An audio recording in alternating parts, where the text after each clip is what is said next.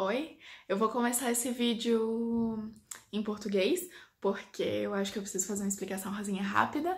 Então, assim como no outro vídeo, o meu objetivo nesse vídeo é te mostrar que você não precisa ter um francês perfeito para poder vir morar na França. Vocês vão escutar o meu francês novamente. De novo, esse vídeo não vai ter legenda em português. Então, se você quiser saber a tradução, eu tenho exatamente o mesmo vídeo, que tá numa versão em português, foi o primeiro vídeo do canal.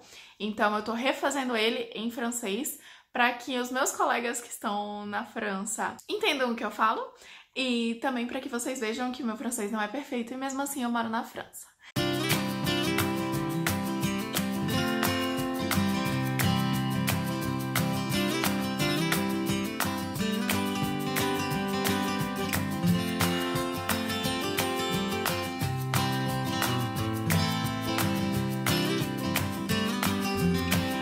Salut! Comme je dis pour mes amis brésiliens, pour mes followers brésiliens, je vais faire cette vidéo à nouveau en français comme j'ai fait la première, avec le but de démontrer que vous n'avez pas besoin d'un français parfait pour venir habiter en France, mais qu'il faut parler français, il faut savoir s'exprimer et tout. Donc, je vais montrer mon français à nouveau avec la traduction d'une vidéo que j'ai fait. C'était la première vidéo de ma chaîne, mon chaîne.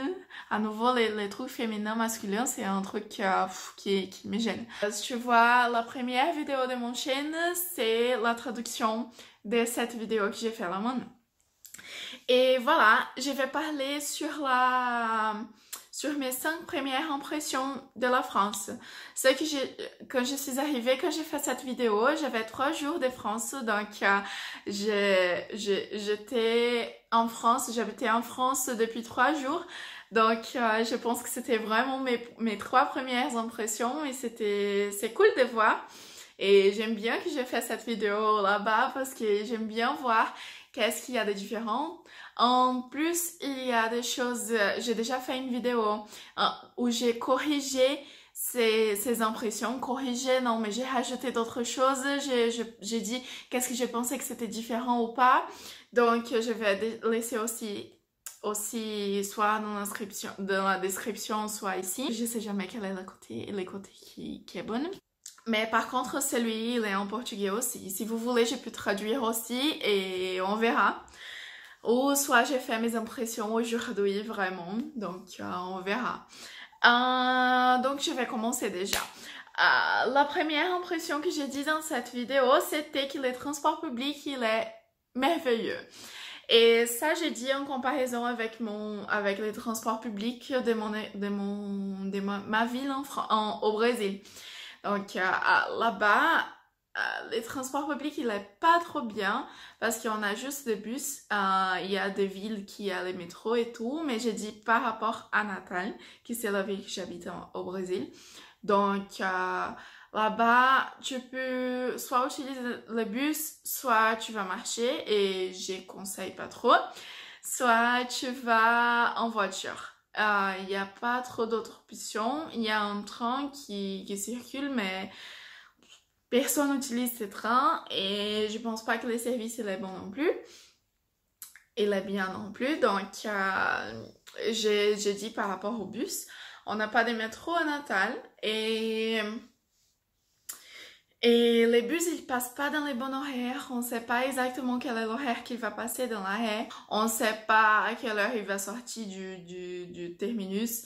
On sait rien en fait. On sait qu'il va passer et il faut qu'on attend.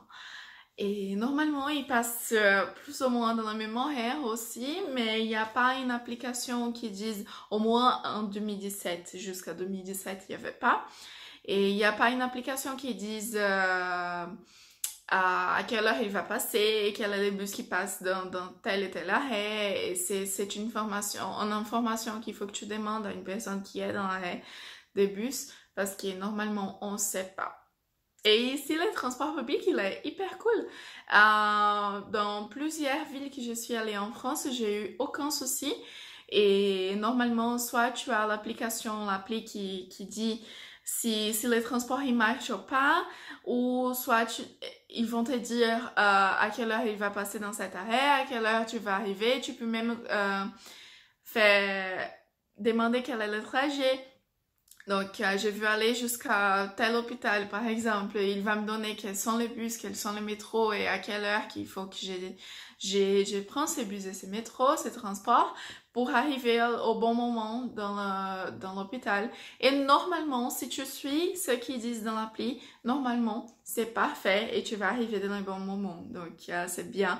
C'est hyper bien et c'est pas cher non plus. J'ai dit que c'est pas cher parce que le service, il est trop bien. Mais je sais que par exemple à Paris c'est cher, mais où j'habitais, que c'était à Toulouse, c'était 10,20 € pour les étudiants pendant chaque mois. Donc j'avais 30 jours pour utiliser le transport public sans aucun souci en payant juste 10 €.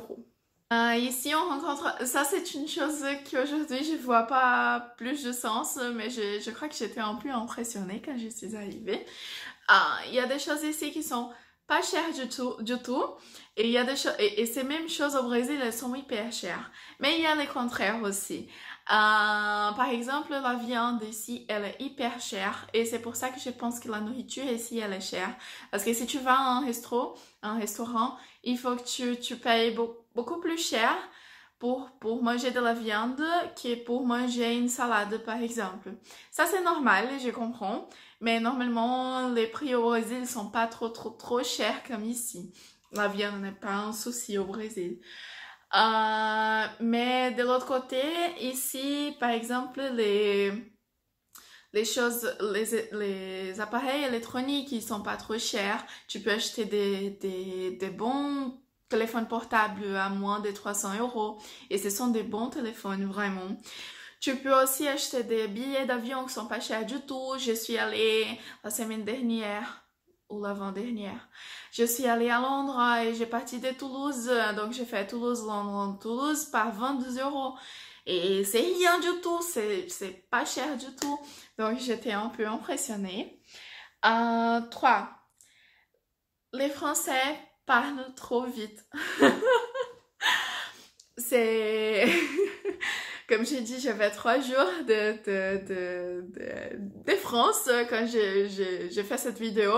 Et c'est vrai jusqu'aujourd'hui. Moi, je sais, Victoria, je sais qu'en portugais, moi, je parle trop vite.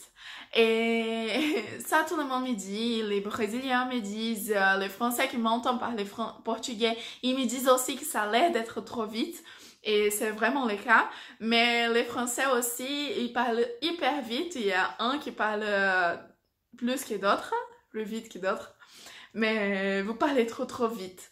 Et au début, c'était trop compliqué. On dit, moi et Marcia, que c'est une amie brésilienne qui est venue avec moi pour étudier. On dit qu'au début, on disait oui pour tout, parce qu'on comprenait pas les choses.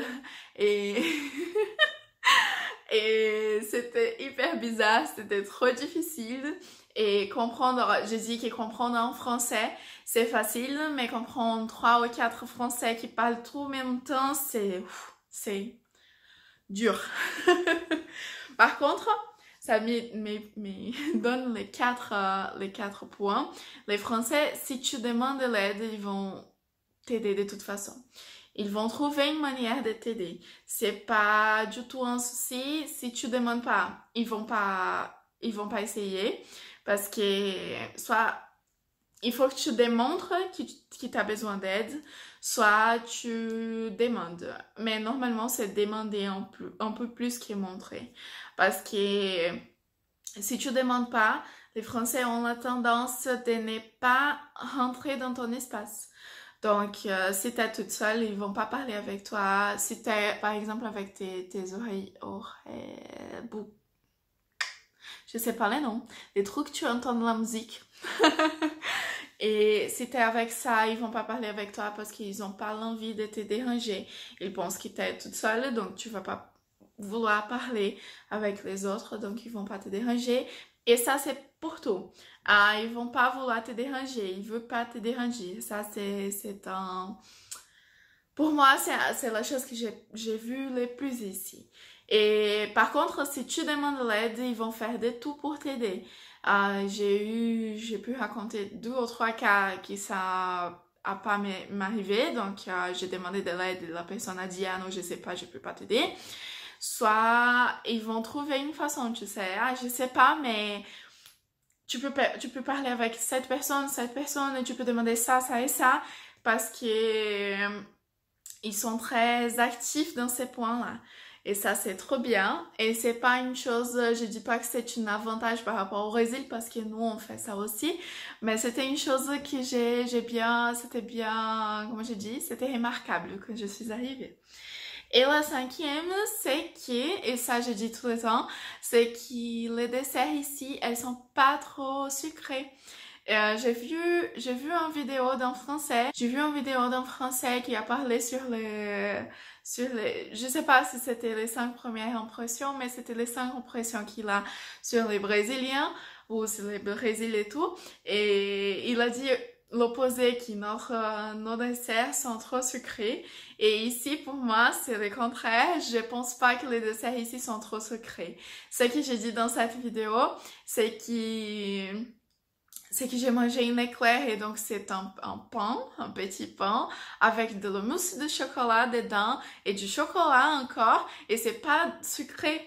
Donc c'est trop bien, moi j'aime bien, je pense que c'est trop cool de ne pas dépendre du sucre pour faire un dessert, mais c'est différent de ce que je suis habituée au Brésil. Et je sais que je vais penser que c'est bizarre quand j'arrive au Brésil parce que je suis plus habituée là maintenant avec le dessert d'ici. Donc c'est ça, ce sont mes 5 premières impressions. La vidéo elle est longue parce que bon quand je parle français je cherche un peu des mots. Mais j'espère que vous aimez cette vidéo. Si t'as aimé, tu laisses un like ici. Je sais pas comment dire ça en français encore. Mais tu peux t'inscrire aussi sur ma chaîne. Ça, c'est ma 2e vidéo en français. Et cette fois-ci, je sais que la vidéo est féminin. Et donc, j'espère que ça c'est utile pour toi ou que t'as bien aimé ou que t'as connu des choses différentes. Bon. C'est ça.